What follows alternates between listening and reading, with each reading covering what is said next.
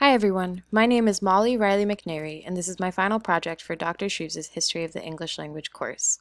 It is a guided presentation where I will be discussing Standard English and Prescriptivism as we have learned about the two over the course of this semester, as well as the impact that these concepts have on students using African American vernacular English in the classroom. What is Standard English? What is Prescriptivism?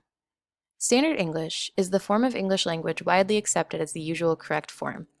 Prescriptivism is the attempt to establish rules defining preferred or correct usage of language.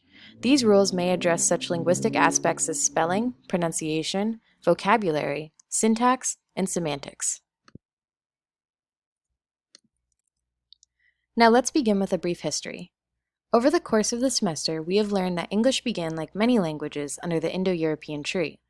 Its distant cousins included languages such as Bengali and Albanian, but English itself falls under the Germanic branch of Indo-European languages. It goes without saying that the history of the English language is predominantly white, which will become relevant later in the screencast. In the mid-5th century, Anglo-Saxon settlers brought, for lack of a better word, Old English to the British Isles. Not long thereafter, Old English was briefly replaced by Anglo-Norman following the Norman conquest. It was in the midst of this transition that Middle English rose to popularity, and over time, things changed and early modern English came about. From there, modern English continued to develop and is ever-changing today. The formation of prescriptivism in Standard English didn't begin until around the 18th century or so. David Crystal, author of The Stories of English, writes that at this time there were, quote, changes in attitude towards the language, in particular the emergence of an explicit prescriptivism midway through what has been called the century of manners, and the clear recognition, as a consequence, of what a correct English should be, end quote. But this strictness wasn't something that everyone favored. It was exclusive to only the elite and severely limited a number of folks who used less fancy language or had an undesirable dialect. Samuel Johnson, author of A Dictionary of English Language, adopted a belief that Crystal refers to as the dual perspective, of which he says, quote, on the one hand, we have to recognize that all varieties of language have their value as a reflection of a segment of society, and are alike fascinating objects of study.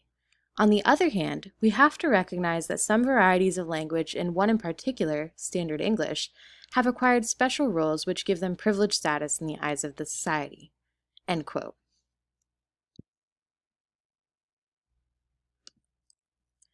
So how do all of these things play into the classroom? First and foremost, as a number of us have pointed out in our discussion board posts, standardization of English and prescriptivism at the school tends to limit our creativity. Being told time and time again that you must focus on the mechanics of a paper, or having a grade reduced due to improper grammar or spelling, undoubtedly removes the focus from the creative process of writing and speaking. Students become conditioned to worry more about format and the like rather than creating content that truly interests them. When the interest disappears, motivation is likely to as well. I'm sure we can all think of a time in our educational years where we were truly proud of something we created only to be told that we must fix this part and that part to fall within the guidelines of Standard English. The other drawback of Standard English is that it lacks diversity and cultural relevance. During my time spent researching for this project, I stumbled across a blog for a school teacher named Jasmine Lane.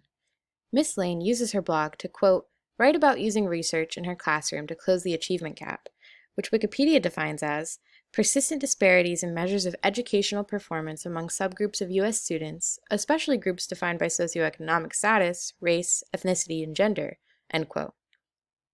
The particular post that I happen to read is titled, Do we have to teach Standard English in the classroom?, which summarizes the main question of the final half of my screencast.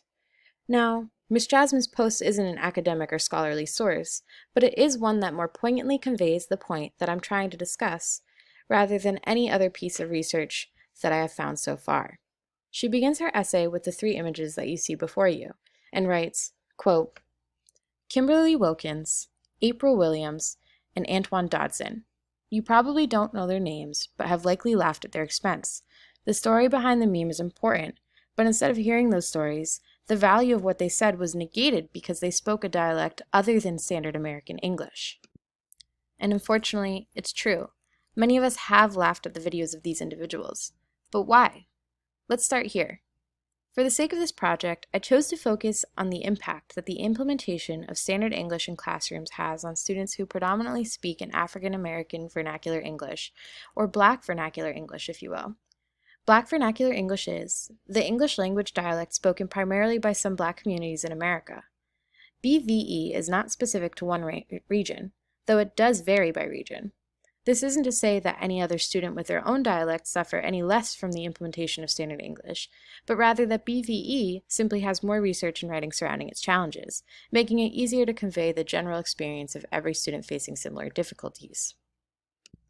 In her blog post, Miss Jasmine led me to another source, the BBC.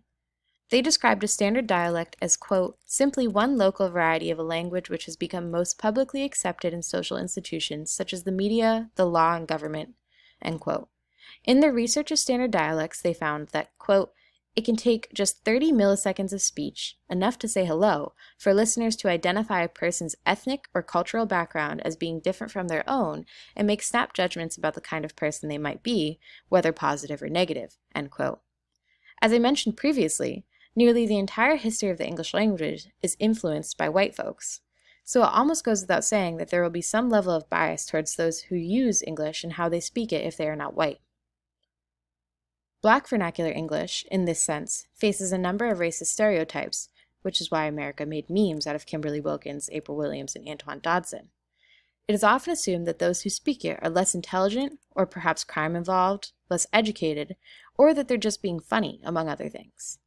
The adults in the images from Miss Jasmine's blogs were once children in a classroom as well, and when today's children see the world laughing at the people who sound like them, we are sending the message that they are not to be taken seriously.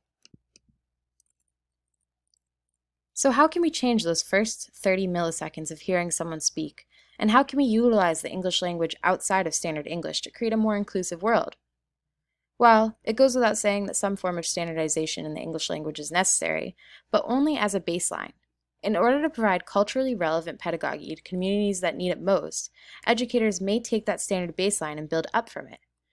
Teach students the way that they talk is not wrong, and while their writing may be different from their speech, neither one is any better or less intelligent sounding than the other.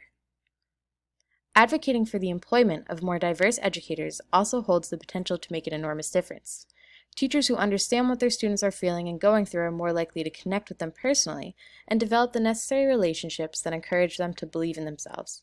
For example, Black teachers who speak Black vernacular English dialect prove to students that there is nothing wrong with the way that they speak and that they can still be successful despite the factors of standardization and prescriptivism that try to convince them otherwise. The teaching of English should foster creativity and form the ability to stand strong in our opinions. And separating how a child reads and writes from the way that they speak wastes precious time that could be spent learning how to appreciate and build upon who they are and what they already know. A solid example of this comes from K. Dara Hill's journal article titled Code Switching Pedagogies in African American Voices, Acceptance and Resistance, in which she writes, quote, Carrie Secret, a noted teacher in Oakland, maintained a corrective approach until recognizing that students were more responsive upon being encouraged to translate the structure of African American vernacular English in a first draft to standard English for the final draft, end quote. In an effort to spark hope for the type of balance that Carrie Secret found, and to close the achievement gap that Miss Jasmine Lane writes about, let's finish by returning to David Crystal and the dual perspective. Prescriptivism prevented the next 10 generations from appreciating the richness of their language expressive capabilities, and inculcated an inferiority complex about everyday usage which crushed the linguistic confidence of millions. We have begun to emerge, at the beginning of the 21st century, from this linguistic black hole, notwithstanding the purest temperaments which continually try to suck us back into it. The dual perspective is in sight again.